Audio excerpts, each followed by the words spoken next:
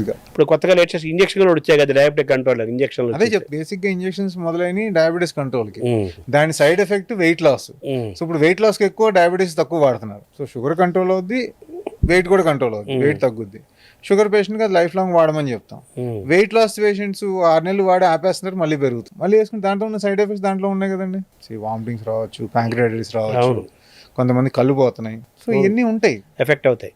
అవసరం లేకుండా మందులు వాడటం అనేది నేను రికమెండ్ చేయను. Prevention is better than cure అనేది మనం చాలా బాగా వినపడే మాట కదా. Prevention one part, control without medications ప్రయత్నం చేయడం అనేది ఇంకో part. Most of the doctors will tell you the life style modifications.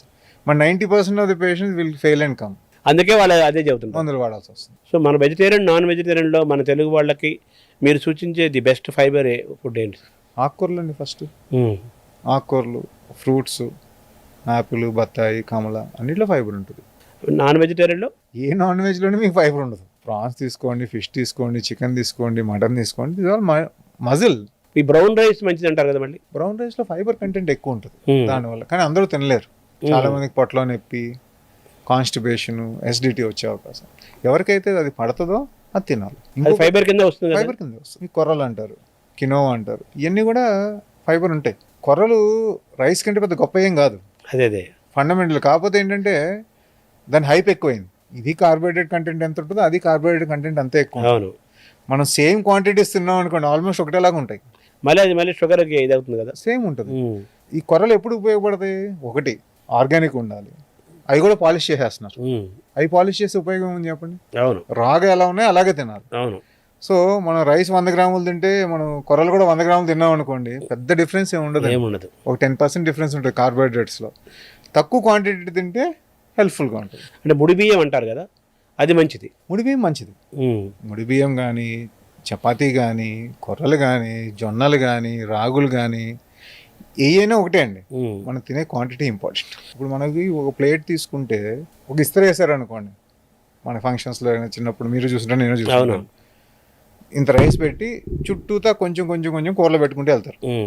అది మార్చి కూరలు రైస్ ఒకే ఈక్వలెంట్గా పెడితే, అంటే రైస్ సగం తగ్గించేసి కూరలు పెట్టుకుంటే ఆటోమేటిక్గా సగం కార్బోహైడ్రేట్స్ తగ్గిపోతాయి. బ్యాలెన్స్ డైట్ లోపల మొత్తం మనకు కావాల్సిన ఎక్కువ మార్చాల్సిన అవసరం లేదండి. సింపుల్. తీసుకునే రైస్ చపాతీలో సగం కట్ చేయండి, దాని మందం కూరలు పెంచుకోండి. హెపటైట్ క్లియర్ అవుతుంది,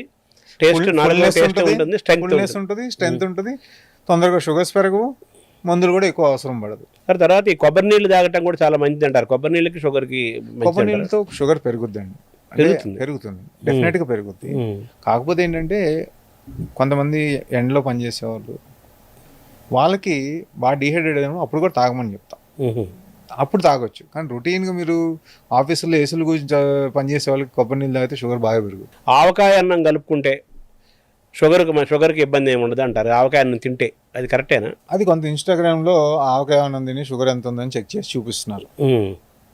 నేను రెఫ్యూజ్ చేయట్లా. కాకపోతే అర్థం చేసుకోవాల్సింది ఏంటంటే ప్రతి మనిషి డిఫరెంట్. ప్రతి మనిషికి ఏది తింటే ఏమవుద్ది అనేది డిఫరెంట్గా ఉంటుంది. కొంతమందికి ఐస్ క్రీమ్ తింటే షుగర్ పెరగదు, కొంతమంది టమాటా తింటే పెరుగుద్ది, కొంతమంది కాఫీ తాగితే షుగర్ పెరుగుద్ది, ఏది బ్లాక్ కాఫీ తాగినా. సో ప్రతి మనిషి ఒక డిఫరెంట్ మాలిక్యూల్ లాగా మేనేజ్ చేయాలండి. మనం అందరూ ఒకేలాగా స్టాండర్డ్ డైట్ ఇవ్వకూడదు. మేమేం చేస్తామంటే, అంటే మోస్ట్ ఆఫ్ ది డయాబెటాలజిస్టులు కొంచెం ఎక్స్పీరియన్స్ ఉన్న వాళ్ళు ఏం చేస్తామంటే, ఇప్పుడు మనకి CGMS అని అవకాశం ఉంది, అంటే గ్లూకోజ్ వేసుకుంటున్నారు కదా, షుగర్ ఉన్నా లేకపోయినా అది పెట్టేసి 14 days కానీ 28 days కానీ 2 times కానీ పెట్టేసి మీరు ప్రతిదీ తిన్నది రాయండి, దాన్ని షుగర్తో కోరిలేట్ చేసుకుందాం. దేనికి ఎక్కువ పెరుగుతుంది, దేనికి తక్కువ పెరుగుతుంది అని మీకే అర్థమవుతుంది. ఏదైతే సడన్ స్పైక్స్ ఉన్నాయో ఆ ఫుడ్ మీకు పడట్లేదు అని అర్థం. మన బాడీ మానేసేయండి, బాడీ పర్మిట్ అంతే. మీరు మామిడికాయ పచ్చడి తింటే మంచిది కాదనేది పక్కన పెడదాం, మీకు మంచిదా కాదనేది తెలుసుకోండి. సో అది మనిషికి వేరియేషన్ ఉంటుందా? మనిషికి వేరియేషన్ ఉంటుంది. ఒక ఇంట్లోనే 4 అన్నదమ్ములకి వేరియేషన్ ఉంటుంది, చూసి చెక్ చేసాం మేము. సరే, ఇప్పుడు ఆవకాయ అన్నం వర్సెస్ హెల్త్ని మీరు సైంటిఫిక్గా దాన్ని ఎలా చెప్తారు? ఆవకాయ అన్నం తింటాం కరెక్ట్, తప్పేం కాదండి. దాంట్లో ఏముంటుంది చెప్పండి? పచ్చి మామిడికాయ, 2 ఆవాలు, ఆవపిండి, నువ్వుల నూనె, ఉప్పు, ఎందుకంటే ఏమైనా ఉన్నాయండి దాంట్లో? ఉంటాయి. ఇవే కదా. ఉప్పు ఎవరికి మంచిది కాదు? బీపీ పేషెంట్లకి, కిడ్నీ పేషెంట్లకి, హార్ట్ పేషెంట్లకి మంచిది కాదు. మిగతా వాళ్ళు తినొచ్చు కదా, అంటే రోజు అదే తినమని కాదు. యాజ్ ఎ పార్ట్ ఆఫ్ పాతకాలంలో కూడా రోజు మామిడికాయ పచ్చడి వేసుకుని ఎవరు తినేవాళ్ళు కాదు కదా, అది కూడా. సో నువ్వులు ఆరోగ్యానికి మంచి, ఆవు నూనె ఆరోగ్యానికి మంచిది, మామిడి పండు పచ్చిది షుగర్ ఏం పెంచదు, అవును. తినటం తప్పులేదు. కాబట్టి మీకు వర్కౌట్ అవుతుందో లేదా అని చెక్ చేసుకోండి. నెయ్యి దివ్య ఔషధము, పరమౌషధము. నెయ్యి కంటికి మంచిది, బ్రెయిన్కి మంచిది, చాలా వాటికి మంచిది అంటారు కదా. ఈ నెయ్యి versus sugar or diabetic or నెయ్యి వర్సెస్ హెల్త్ దీంట్లో కూడా చాలా రకాలు ఉన్నాయి కదా మీరు మాట్లాడినట్టు. నెయ్యి ఎట్లా తీస్తాం అనే దాన్ని బట్టి. అవును, చాలా ఉన్నాయి. పాలలోంచి క్రీమ్లోంచి తీస్తామా, లేకపోతే పాలు పెరుగు చేసి వెన్నని చేస్తాం అనేది కూడా ఉంది కదా.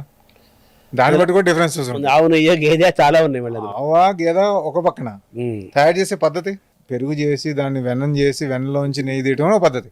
దానికి చాలా కాస్ట్ అవుద్ది. అదే పాల మీద మేగడ తీసేసి నెయ్యి చేయడం కాస్ట్ తక్కువ అవుద్ది. సో అందరూ అన్నీ అఫోర్డ్ చేయలేరు కదా.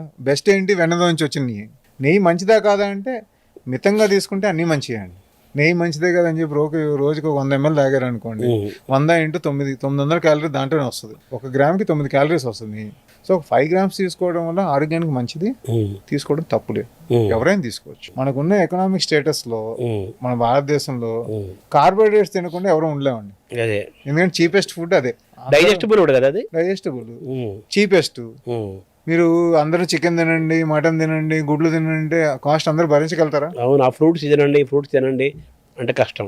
సో అందుకని ఉన్న దాంట్లో బేసిక్గా నేను చెప్పేది ఏంటంటే, మా పేషెంట్స్కి వచ్చిన వాళ్ళకి డైట్ అడుగుతారు, మీలాగా అడిగిన డైట్ చెప్పండి డాక్టర్గా. నేను డైట్ అయితే చదువుకోలేదండి. మా న్యూట్రిషన్ ఒక చాలా చిన్న చాప్టర్స్ ఉంటాయి మెడిసిన్లో, చదువుకోలేదు. కానీ నాకు తెలిసిన ఎక్స్పీరియన్స్ ప్రకారం అయితే మేజర్ చేంజెస్ చేయొద్దు. ఫస్ట్ ఇంట్లో మీరు తినేదాన్నే దాన్ని మితంగా తీసుకుని దాంట్లో చిన్న చిన్న చేంజెస్ చేసుకుంటే సస్టైనబుల్గా మీరు తినగలుగుతారు, ఆరోగ్యంగా ఉండగలుగుతారు. నేను ఇప్పుడు ఫర్ ఎగ్జాంపుల్ మీరు కీటో డైట్ చేయండి అంటాను, చేస్తారు 3 నెలలు. డాక్టర్ చెప్పారనో మీ ఆరోగ్యం మీద భయపడో చేస్తారు. 3 నెలల తర్వాత మళ్ళీ నార్మల్ డైట్లోకి వచ్చేస్తే మళ్ళీ అదే లెవెల్కి వస్తాం కదా. సో దాని బదులు చిన్న చిన్న చేంజెస్ రోజు చేసే దాంట్లో ఏం చేయగలుగుతాం అనేది చూసుకుంటే అది లైఫ్ స్టైల్లో ఒక భాగంగా తీసుకుంటే మీకు లైఫ్ బాగుంటుంది. వాళ్ళ షుగర్ వచ్చింది, బీపీ వచ్చింది, బాగా ఆర్థికంగా కంఫర్టబుల్గా ఉండి బాగా ఫైనాన్షియల్ వాళ్ళకి వాళ్ళు తినే ఆహారం లైఫ్ స్టైల్ వచ్చింది అన్నట్టుగా మాట్లాడుకునేవాళ్ళు. ఇప్పుడు మామూలుగా కాయకష్టం చేసే వాళ్ళకు కూడా వస్తున్నాయి కదా. ఎందుకు వస్తున్నాయి అంటారు? ఫిజికల్గా వర్క్ చేసే వాళ్ళకి కూడా వస్తున్నాయి కదా. ఒకటి జెనెటిక్స్ మారిపోయినాయి, క్వాలిటీ ఆఫ్ ఫుడ్ కూడా మారిపోయింది, దానివల్ల కారణం అవ్వచ్చు. సోషో ఎకనామిక్ స్టేటస్ తక్కువ ఉన్న వాళ్ళకి రాదు, డబ్బులు ఉన్న వాళ్ళకే వస్తుంది అనేది ఒక కాలం మాట. అప్పుడు ఏంటి, ఫుడ్ అవైలబిలిటీ కూడా తక్కువ ఉండేది. అవును, ఒక పూట తిని బతికేవారు చాలా మంది. అంతే, ఏదో రాగి సంగటి, ఏదో అన్నం, అలా పచ్చడి. ఇప్పుడు 100% అన్న కానీ 90% ఆఫ్ ది పీపుల్ ఫుడ్కి అయితే డోకా లేదండి. గవర్నమెంట్ స్కీమ్స్ కానీ వాట్ ఎవర్, మన సొసైటీస్ కానీ ఎన్జిఓస్ కానీ వాట్ ఎవర్ హెల్ప్ వల్ల కానీ సోర్సెస్ కూడా పెరిగాయి కదా. సోర్సెస్ పెరిగి ఒక 90% ఆఫ్ పీపుల్కి అయితే మాత్రం తినడానికి ఫుడ్కి అంటే క్వాలిటీ ఫుడ్ మాట్లాడలేదు, తినడానికి ఫుడ్ అయితే దొరుకుతుందండి. సో దానివల్ల చేంజ్ అయిపోద్ది కదా, దానివల్లే ఎక్కువ అవుతుందని నా ఆలోచన. సో ఇప్పుడు అనుకోవాల్సింది, బేసిక్గా చేసేయాల్సింది ఏంటంటే ఫండమెంటల్గా మీరు తినే పదార్థాలు ఇంట్లో మార్చుకోండి, తినే పద్ధతులు మార్చుకోండి, ప్యాక్ చేసినవి నిల్వ ఉంచినవి తినటం మానేయండి, షుగర్ మానేయండి, ఆటోమేటిక్గా మీ ఆరోగ్యాలు బాగుపడతాయి. 3 వైట్స్ మానేస్తే తగ్గుద్దండి. 3, 4 రైసు తగ్గించండి, ఉప్పు తగ్గించండి, షుగర్ ఆపేయండి, మైదా వాడకండి. అన్నీ వైటే కదండి.